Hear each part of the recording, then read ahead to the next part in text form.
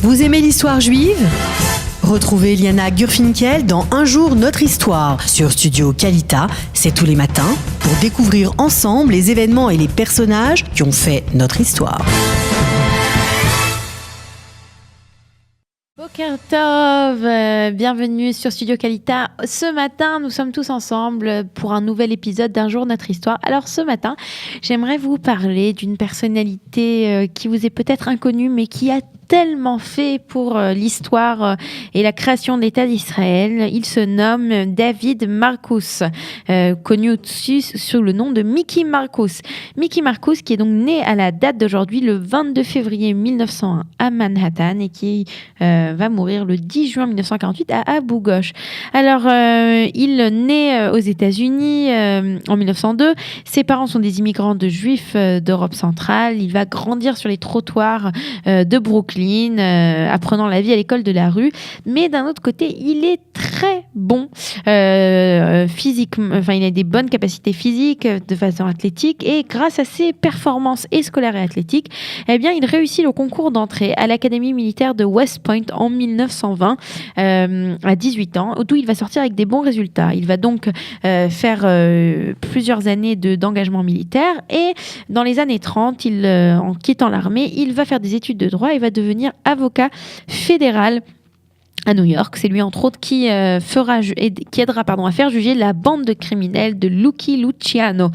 Comme récompense, il va devenir commissaire aux révisions et en 1940, il est convaincu d'une guerre imminente en Europe et il va reprendre du service en tant que militaire. Et juste après l'attaque de Pearl Harbor, il va devenir l'assistant du gouverneur militaire de Hawaï en 1942. Il va continuer à se porter militaire durant toute la guerre et c'est ainsi que il sera à la veille du débarquement en Normandie envoyé au Royaume-Uni et il se portera volontaire pour être parachuté avec la 101e aéroportée en avant-garde du débarquement dans la nuit donc du 5 au 6 juin 1944. Comme je vous l'avais dit, il a une formation d'avocat fédéral, c'est lui entre autres qui va aider à rédiger les termes de la capitulation de l'Italie et de l'Allemagne et il va devenir membre du gouvernement d'occupation de l'Allemagne à Berlin. Et pendant cette période, une de ses responsabilités, peut-être la plus grosse de ses responsabilités, c'est le nettoyage des camps d'extermination nazis. Et comme il parle très bien le yiddish, qui est sa langue maternelle, il est en contact direct avec les survivants. Et c'est ainsi qu'il va devenir chef de la division des crimes de guerre. Et c'est lui qui va en même temps, étant avocat et un colonel d'infanterie, il s'occupera des plans pour les procédures légales et les procédures de sécurité du tribunal de Nuremberg pour les crimes de guerre et les crimes contre l'humanité. En 1947, Marcus retourne à la vie civile et reprend son bureau d'avocat. Et quand, quelques mois plus tard, arrive la résolution de l'ONU sur la partition de la Palestine en 2 États, il s'intéresse encore plus au destin sioniste. Et juste après la création de l'État d'Israël, comme on comprend que la guerre avec les États arabes n'est plus que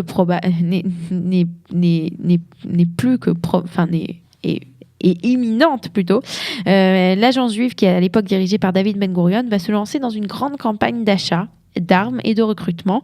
Et Ben Gurion va demander personnellement au colonel Marcus de recruter un officier américain pour servir de conseiller militaire au futur État d'Israël, puisque l'État d'Israël n'a trouvé personne. David Marcus va chercher pendant un petit peu de temps, il ne va pas trouver, donc au final, il va lui-même se présenter comme volontaire.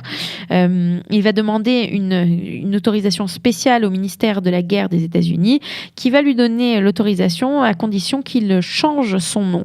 Et c'est ainsi que Michael Stone va débarquer à Tel Aviv en janvier 1948 à la veille de la guerre d'indépendance. Et c'est ainsi qu'il va aider. Il va créer une structure organisationnelle à la Haganah. Et il va écrire des livres pour former et entraîner ce nouveau personnel. Et il faut rappeler que pendant la Seconde Guerre mondiale, il était aussi le directeur. Enfin, il commandait l'école des US Rangers aux États-Unis, et donc il avait une connaissance très prononcée du sujet. Il va donc aider, par exemple, à la bataille de Latroun, qui va permettre le passage de camions et la libération de quartiers juifs de Jérusalem. Et il va mourir de façon très malheureuse, puisqu'il parlait très peu l'hébreu. Il connaissait seulement le yiddish.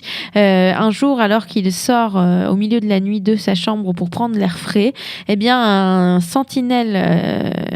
sentinelle israélienne lui dit quelques mots en hébreu, une sommation. Il ne comprend pas, il ne peut pas répondre, et il est donc tué d'une balle par un soldat israélien à Abu Ghosh, dans le village d'Abu Ghosh, pas très loin de Jérusalem. Sa dépouille va être inhumée au cimetière de l'Académie militaire de West Point, avec sur sa pierre tombale les mots suivants: A soldier for all humanity, un soldat pour l'humanité tout entière. David Ben Gurion le surnommait le meilleur homme que nous avons eu. Voilà. Donc c'était de ce géant de l'histoire d'Israël, qui aura tellement aidé à la création de Tsahal, de David Marcus, dont je voulais vous parler aujourd'hui sur Studio Kalita. À demain pour un nouvel épisode. Vous aimez l'histoire juive ? Retrouvez Liana Gurfinkel dans Un jour notre histoire sur Studio Kalita, c'est tous les matins, pour découvrir ensemble les événements et les personnages qui ont fait notre histoire.